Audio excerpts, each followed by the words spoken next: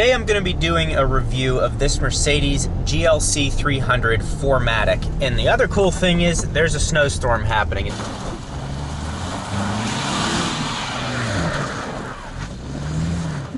I went from having no technology to a lot of technology that's nice, but this doesn't even work.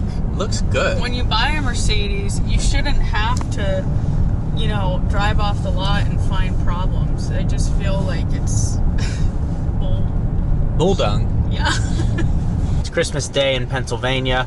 We got some snow. I'm going to pick up my grandparents, and we're driving my sister's Mercedes GLC 300 that she recently purchased. If you're not familiar with the channel, if this is the first video you're seeing, I recently purchased the Tesla Model Y, so I am going to compare the two as well. So if you wonder why I mention that a lot, that's why. The first thing I noticed compared to the Tesla Model Y, the ride quality is much better, and it's much quieter in here. The ride quality of the Tesla, I don't have an issue with it, but when I recently reviewed a BMW X3, got in it, the suspension was much softer. It wasn't as stiff as the Model Y. And it's not that, I guess it's not that the Model Y is actually stiff, it's more that it is, the damping is harsh. So when it hits a bumper or an imperfection in the road, it's more of a thud as opposed to it absorbing the bump in the road, and it's kind of a rough sound on the cabin. I am going to get a new suspension for the Model Y to test that out, so we'll get into that in a different video, but this is about the Mercedes.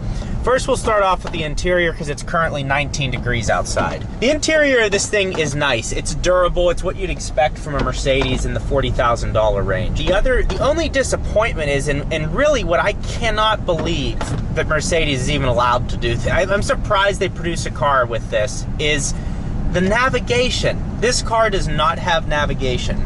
Now, it does have Apple CarPlay, and you're like, well, why don't you just turn on the Apple CarPlay? Well, the Apple CarPlay does not work. She's taken it to Mercedes, and they haven't found a solution yet. So I have it in sport mode right now, so I'm enjoying the snow. Normally I'm in Arizona, and in Phoenix it doesn't snow. I guess I could go to Flagstaff and have it snow, but whatever. I just cannot believe that it doesn't have navigation. And like I said, Apple CarPlay is actually better than any navigation, so I would prefer that. This one has a heated steering wheel. To activate the heated steering wheel, I will have to wreck the car to show you, but I'm going to show you anyways. So you're just going to take this little knob. It's already activated. It's actually a little too warm, and I'm going to reverse it, and the light goes off, and the heating steering wheel has been deactivated. I also really like the digital dash. It's not a full digital dash. I'm fine with the analog gauges, and I like that you can see your miles per hour digitally because it's just easier to read to make sure you're not going over the speed limit or speeding too much. The other thing, back to the infotainment system, the sound system is great, but again, like, why is there an inch of plastic on either side here? It's so you can upgrade and pay more for the entertainment system. But again, I think these car companies, if they're going to compete with Tesla, if they're going to continue to try to hold their market share or grow it, they need to be giving the full technology packages at no cost. Make their base models look excellent right off the base. That way, when you don't jump in a Tesla and you're amazed at the 15-inch iPad sitting in the center console. So while this does have more sophistication and less simplicity on the interior, I think the fact that you have to pay for some of these features that are basic features in a Hyundai is kind of ridiculous. But overall, the ride quality and the confidence that this car gives you while you're, especially in weather like this car feels so solid. It just very solid feeling. There's nice vision out of the windshield here. It's a little squat. I feel like it could be a little wider, but again, not a huge issue and something you would get used to. Visibility is great out of the mirrors and out of the windows with the back and rear of the car, and there's also plenty of space in the back of the car and in the trunk. So overall, and I also really like the steering wheel. It's simplified and it's sporty looking. It has this little hole here. The leather is plush. It's nice and durable feeling.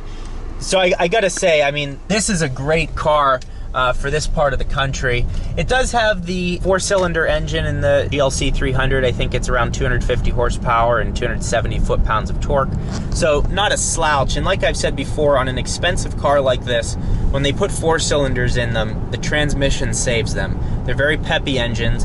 It has 5 different drive modes, which are activated by this switch right here. So if I hit up on the switch, it's gonna take me into Sport Plus. So now I'm in the most aggressive setting with steering, and the auto start stop is off and throttle response. You got a person running up the center of the road. Okay, so that's what that does. So let's go through the different drive modes here as I try to keep it on the road. You've got Eco, Comfort, Sport, Sport Plus, and Individual. Individual, you're just taking each of the settings. I like the purple too. Taking each of the settings and putting them to how you would prefer to have your specific drive mode.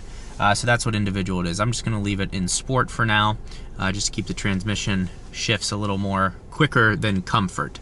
But yes, the snow is falling. It's a 19-degree day, Christmas Day. It's been the first white Christmas I've seen in a long time. And everything is fine. Going up a road like this, covered in a light layer of snow, but it's slick, and this thing, I mean, it just powers right through it. A lot of snow driving has to do with you having the right tires, but all-wheel drive is, I would say, equally, well, not equally important, because tires are the most important, but extremely important to have that as well. That and tires is what's gonna give you the confidence, plus the weight of the car. It's a heavy vehicle, and it's just easy to drive. It's, for me, stress-free to drive in these types of conditions. I always liked driving in the snow just because I like driving in general and it's more of a challenge. But again, if you don't like it, this would be a good car for you. The Tesla would also be a good car for you, and along the BMW X3 as well. It kind of comes down to which one do you like best. I don't like to say this car is way better than the other one. This and the BMW are very similar, and because of the lack of infotainment, in this specific model, you can obviously upgrade it if you want to, but in this specific model, I would say the BMW is slightly better. I would say the seats, though, the materials in the Mercedes feel a little bit better, like the steering wheel. So that's something you can all test for yourself, but again, just giving you feedback, and kind of nice to get to drive through the snow and talk about that, because a lot of times in me reviewing cars in Arizona, I mean, how are you supposed to really know how they drive when the weather's always perfect? But anyways, let's pick up Pap and Graham. So I just picked up Pap and Graham Gjeebs. The tradition carries on. Every year we have a tradition. I don't know how the audio is right now with me having this mask on, but hopefully it's okay. But anyways, we have a tradition every year of going to their house for a Christmas dinner, an Albanian-themed Christmas dinner.